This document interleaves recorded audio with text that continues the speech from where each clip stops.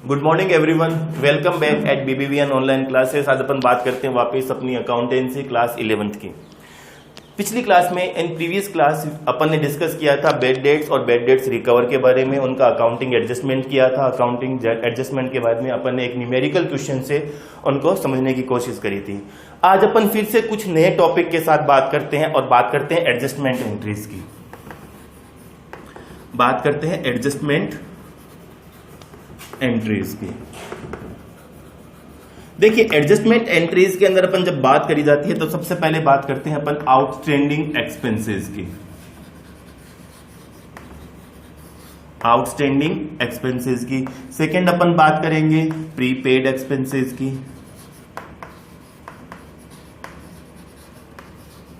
Third अपन बात करेंगे accrued income की। और फोर्थ अपन बात करेंगे अनअर्न्ड इनकम की। आज अपन इस चार टॉपिक के ऊपर अपन डिस्कस करते हैं क्लास के अंदर। पिछली क्लास में अपन ने बैड डेट्स और बैड डेट्स रिकवर के बारे में डिस्कस कर लिया था। आज की अपनी इस क्लास के अंदर एडजस्टमेंट एंट्रीज की बात करते हैं। सबसे पहले बात करते हैं आउटस्टैंडिंग एक्सपेंसेस की। देखिए, आउटस्टैंडिंग एक्सपेंसेस का मतलब क्या होता है, मीनिंग क्या होता है, पहले ये समझ लेते हैं कि expenses, those expenses which are related to the current year but still not paid, अभी तक उनका पेमेंट किया नहीं है। ऐसे एक्सपेंसेस जो इस करंट ईयर से बिलोंग करते हैं लेकिन अभी तक उनका पेमेंट किया नहीं है, पेमेंट करना ड्यू है, बाकी है, यानी कि ऐसे एक्सपेंसेस क्या कहलाते हैं, आउटस्टैंडिंग एक्सपेंसेस कहलाते हैं। एक बार दोबारा से बात करते हैं। आउटस्टैंडिंग एक्सपेंसेस ऐसे एक्सपेंसेस जो करंट ईयर से बिलोंग करते हैं लेकिन अभी तक उनका पेमेंट नहीं किया गया है। जैसे एग्जांपल लेते हैं अपन, मैं ये कहता हूं कि वेजेस का पेमेंट करना था, किसी को भी अपने को फर्म में वर्कर्स को वेजेस का पेमेंट करना था। टोटल वेजेस का पेमेंट करना है 60,000 रुपीज का। उसमें से 5,000 रुपीज जो है वो मंथ ऑफ मार्च से बिलोंग करते हैं। किससे बिलोंग करते हैं, मार्च से। अपना अकाउंटिंग ईयर जो स्टार्ट होता है वो है 1 अप्रैल 2019 टू 31 मार्च 2020, यानी कि ये जो 5,000 है वो मार्च 2020 से बिलोंगिंग कर रहे हैं और अभी तक इसका पेमेंट वर्कर्स को किया नहीं गया है। अभी तक इसका पेमेंट वर्कर्स को किया नहीं गया है, यानी कि ये चीज क्या बन गई अपने फर्म के लिए, बिजनेस के लिए, आउटस्टैंडिंग एक्सपेंसेस। वेजेस है फर्म के लिए, एक्सपेंसेस ही है, पेमेंट करना है वर्कर्स को, यानी कि payment due for current year but not still paid till the accounting end of the accounting year, यानी कि end of the accounting year तक उसका पेमेंट किया नहीं गया हो। ऐसे एक्सपेंसेस क्या कहलाते हैं, आउटस्टैंडिंग एक्सपेंसेस। अब इस चीज को समझने से पहले अपन एक बार बात करते हैं अपने कुछ कॉन्सेप्ट्स के बारे में। देखिए, अपने यहां दो कॉन्सेप्ट्स की अपन बात करते हैं। एक होता है कैश बेसिस कॉन्सेप्ट, एक होता है accrual basis. Cash basis concept अपने अकाउंटेंसी के अंदर ड्यूल एस्पेक्ट में यह कहा जाता है कि जब भी बिजनेस में कैश इन्वॉल्व होती है जिस ट्रांजैक्शंस में, उस ट्रांजैक्शंस को उसी डेट पर नोट करना चाहिए, अकाउंट्स बुक में लिखना चाहिए। यानी कि जिस डेट को कैश का इन्वॉल्वमेंट होता है ट्रांजैक्शंस को, उसी डेट को इसकी एंट्रीज करनी चाहिए, यानी कि उसको बुक्स में एंटर करना चाहिए। दोबारा बात करते हैं, कैश बेसिस का कॉन्सेप्ट क्या कहता है कि जिस ट्रांजैक्शंस के अंदर कैश का इन्वॉल्वमेंट जिस डेट को होता है, उसी डेट को अपन इसके एंट्री बुक्स में करते हैं। लेकिन अक्रूवल बेसिस कॉन्सेप्ट क्या कहता है अपना, अक्रूवल बेसिस कॉन्सेप्ट ये कहता है कि जिस ट्रांजैक्शंस के अंदर जो एक्सपेंसेस और इनकम जिस ईयर से बिलोंग करते हैं उसको उसी ईयर में नोट कर देना चाहिए। यानी कि जो ये वेजेस जिस ईयर से बिलोंग करता है उसको उसी ईयर में नोट डाउन करना चाहिए। क्यों करना चाहिए, अब कैश तो आया ही नहीं, यानी कि कैश तो गया नहीं ना, आउटस्टैंडिंग वेजेस था, अपन ने पेमेंट किया ही नहीं था, तो कैश तो गया नहीं। अब कैश बेसिस के अकॉर्डिंग अपन बात करते हैं तो इसको कब लिखेंगे, जब अपन इस 5,000 रुपीज का वेजेस का पेमेंट अप्रैल के मंथ में करेंगे तो इसको अप्रैल के मंथ में लिखना चाहिए था कैश बेसिस के अकॉर्डिंग। लेकिन अक्रूवल बेसिस कहता है कि नहीं साहब, इसको अप्रैल में नहीं लिखकर इसको अपने को मार्च के मंथ में ही लिखना चाहिए, क्योंकि ये वेजेस कौन से मंथ से बिलोंग कर रहा है, मार्च 2020 से कर रहा है, इसको अपन को मार्च के मंथ में लिखना चाहिए। अब इसका रीजन भी है, कैश बेसिस के अकॉर्डिंग अगर इसको अपन अप्रैल बेसिस में लिखते हैं तो अकाउंट्स की जो ट्रू और फेयर पिक्चर हमारे सामने होनी चाहिए थी कि भाई एक फाइनेंशियल ईयर के अंदर अपन ने टोटल कितने एक्सपेंसेस हुए, कितना अपना इनकम हुई थी, वो चीज क्लियर शो नहीं कर सकते, क्लियर आइडेंटिफाइड नहीं कर सकते इससे अपन। तो अपन क्या करते हैं, अक्रूवल बेसिस को कॉन्सेप्ट को ध्यान में रखते हुए करते हैं। अक्रूवल बेसिस कॉन्सेप्ट अपने को यही कहता है कि जो एक्सपेंसेस जिस ईयर से बिलोंग करते हैं उसको उसी ईयर में लिख दो। यानी कि ये जो वेजेस था अपना, ये कौन से मंथ का ड्यू था, मार्च 2020 का, तो इसको इसी अकाउंटिंग ईयर में बुक्स में एंटर कर दो। भले ही आपने अभी तक पेमेंट किया नहीं है, पेमेंट नेक्स्ट अकाउंटिंग ईयर में करेंगे, लेकिन रिलेटेड प्रीवियस अकाउंटिंग ईयर से है तो इसको उसी अकाउंटिंग ईयर में बुक्स में एंटर कर देना चाहिए। इससे क्या होगा, इससे ये होगा कि उस अकाउंटिंग ईयर के एक्चुअल फेयर पिक्चर हमारे सामने प्रेजेंट होगी। यानी कि हम उस चीज को एक्यूरेटली और करेक्टली ये डिसीजन ले पाएंगे कि एक अकाउंटिंग ईयर के अंदर हमने कितने एक्सपेंसेस किए, कितनी हमारी इनकम हुई, हमारा जो नेट प्रॉफिट होगा वो एक्यूरेट होगा। जो नेट प्रॉफिट होगा वो क्या होगा, एक्यूरेट होगा।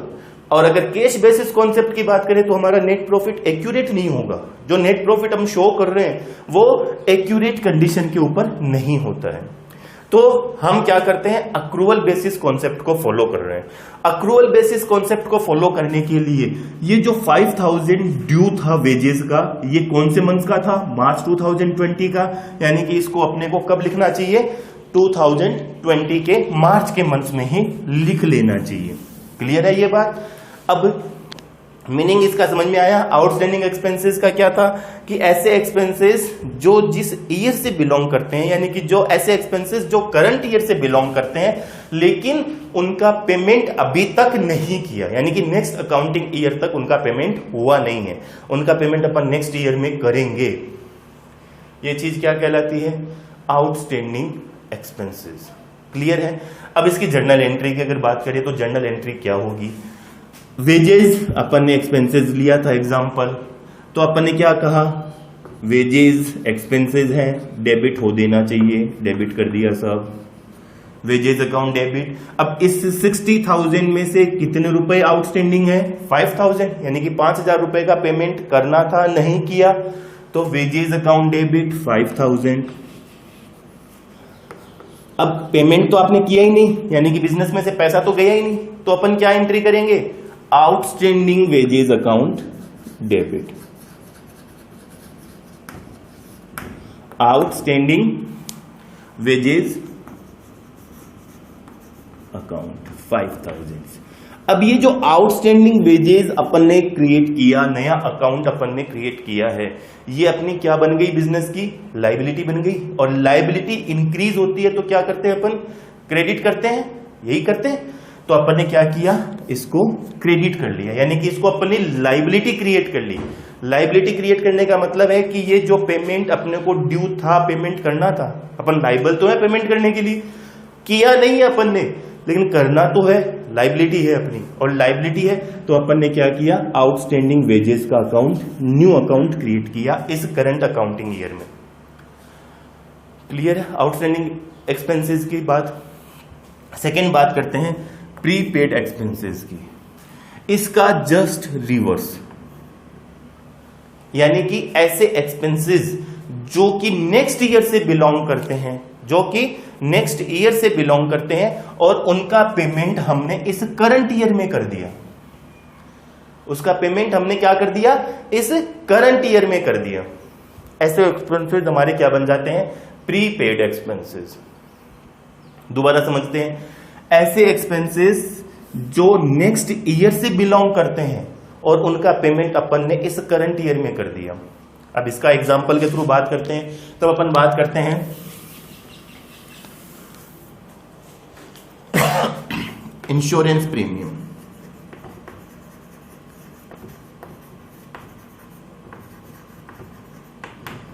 60,000 paid on 12,000 paid on 30th September 2019 for 12 months। 30th सितंबर को आपने इंश्योरेंस प्रीमियम का पेमेंट किया, कितने महीने के लिए? 12 महीने के लिए, और अमाउंट 12,000 की। यानी कि ये जो 12,000 रुपीज का पेमेंट किया है आपने, ये 1 साल के लिए किया है, और 1 साल के लिए किया है तो इसका मतलब इसका पेमेंट कब तक कर दिया आपने? 30th सितंबर 2020 तक कर दिया। और अपना अकाउंटिंग ईयर कौन सा चल रहा था? 1920। इसका मतलब अकाउंटिंग ईयर क्लोज कब हो जाता है? 31 मार्च 2020 को अपना अकाउंटिंग ईयर क्लोज होता है। और उसके बाद मार्च के बाद में अप्रैल, मई, जून, जुलाई, अगस्त, सितंबर, यानी कि 6 मंथ्स का जो इंश्योरेंस का प्रीमियम का पेमेंट किया है वो नेक्स्ट ईयर से बिलोंग करता है। और नेक्स्ट ईयर कौन सा होगा? 2020, 2021, उससे ही तो बिलोंग कर रहा है। तो ये क्या बन गए हमारे? प्रीपेड एक्सपेंसेस, यानी कि ऐसे एक्सपेंसेस जो नेक्स्ट ईयर से बिलोंग करते हैं और उसका पेमेंट अपन ने अभी कर दिया, ये क्या बन गए हमारे? Prepaid expenses. अब इसके जर्नल एंट्रीज की बात करें तो ये जब नेक्स्ट ईयर में आएंगे तब तक अपने को सितंबर तक का तो पेमेंट करना ही नहीं है, क्योंकि हम ऑलरेडी कर चुके हैं ना। तब अपन क्या करेंगे? अकाउंटिंग ईयर की बात करेंगे। तब अपन एक चीज करेंगे, यहां पर अपन बात करेंगे इंश्योरेंस प्रीमियम अकाउंट डेबिट। इस करंट ईयर की कितनी है? इस 12,000 में से 6 मंथ्स की करंट ईयर की है कि नहीं है? और नेक्स्ट ईयर की कितनी है? प्रीपेड एक्सपेंस इंश्योरेंस 6,000 की नेक्स्ट ईयर की है। 2 पैसा तो अभी दे दिया अपन ने, यानी कि कैश अकाउंट 12,000। अब अक्रूवल बेसिस वापस वही चीज कहता है कि जो एक्सपेंसेस या इनकम जिस ईयर से बिलोंग करती है उसको उसी ईयर में लिखना चाहिए। ये जो 6,000 रुपीज है ये इस करंट ईयर से तो बिलोंग नहीं कर रहे, ये तो नेक्स्ट ईयर से बिलोंग कर रहे हैं। यानी कि जो इंश्योरेंस का एक्सपेंसेस है वो तो नेक्स्ट ईयर में लिखा जाना चाहिए, तो हमने यहां एक्सपेंसेस लिखा ही नहीं, हमने क्या लिखा? Prepaid insurance. और ये प्रीपेड इंश्योरेंस हमारी असेट बन जाती है, क्योंकि हमने एडवांस पेमेंट किया है ना। एडवांस पेमेंट किया है तो हमारी क्या बन गई? असेट बन गई। और अगर ये असेट है और असेट अगर इंक्रीज होती है तो मॉडर्न अप्रोच क्या कहती है? इंक्रीज इन एसेट्स को क्या करना चाहिए? डेबिट करना चाहिए। अपन ने डेबिट किया है, मॉडर्न अप्रोच कहती है अपनी।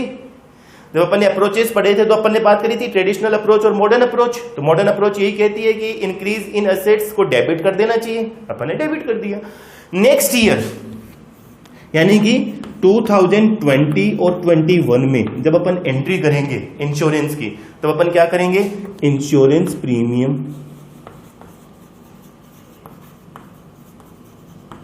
Account debit. अपन ने अपने एक्सपेंसेस को तो डेबिट कर लिया, लेकिन अब इसके बदले में क्या पैसे दे दिए? क्या आपने? नहीं दिए ना, पैसे तो पिछले साल ही दे चुके थे, यानी कि 2019-20 में दे चुके थे। तो अब अपन क्या करेंगे? क्रेडिट वापस प्रीपेड इंश्योरेंस को कर इस एंट्री को क्लोज कर देंगे। बात क्लियर हुई? अब बात करते हैं अगले टॉपिक की अपनी।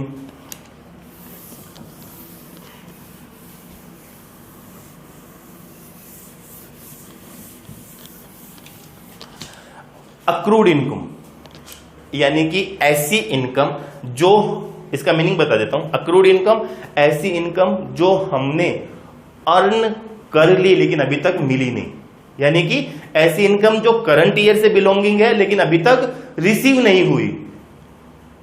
बात क्लियर है? ऐसी इनकम जो इस करंट ईयर से बिलोंगिंग है लेकिन अभी तक अपने को मिली नहीं। देखिए सपोज अपन एक एग्जांपल लेते हैं। आपके कोई बिल्डिंग है जिसको कि आपने रेंट पर दे रखा है, बिल्डिंग रेंट पर। अब इस बिल्डिंग का रेंट 2019 और 20 का जो है वो 60,000 रुपीज है, या 1,20,000 रुपीज इसका रेंट होता है पूरे साल का। इसमें से आपको अभी तक सिर्फ 1 लाख रुपीज ही रेंट रिसीव्ड हुआ है, तो बाकी 20,000 बाकी है मिलना, अभी तक मिला नहीं। तो अक्रूड इनकम का मीनिंग क्या बताया कि ऐसी इनकम जो हमने अर्न कर चुके लेकिन अभी तक अपने को मिली नहीं, या अपन ये कहते हैं कि ऐसी इनकम जो इस करंट ईयर से बिलोंग करती है लेकिन अभी तक रिसीव नहीं हुई, मिली नहीं, ऐसी इनकम क्या कहलाती है? Accrued income. अब जर्नल एंट्री की बात करें, वही चीज अक्रूवल बेसिस है, यानी कि इनकम जिस ईयर से बिलोंग करती है उसी ईयर में लिखी जानी चाहिए। तो ये इनकम तो लिखी जानी चाहिए साहब इसी ईयर में, लेकिन अभी तक मिली नहीं अपने को। और जब नहीं मिली तो ये अपनी असेट है ना, इनकम मिल जानी चाहिए थी, मिली नहीं। असेट अगर इंक्रीज होती है तो क्या करते हैं? डेबिट करते हैं, यानी कि यहां पर अपन ये कह सकते हैं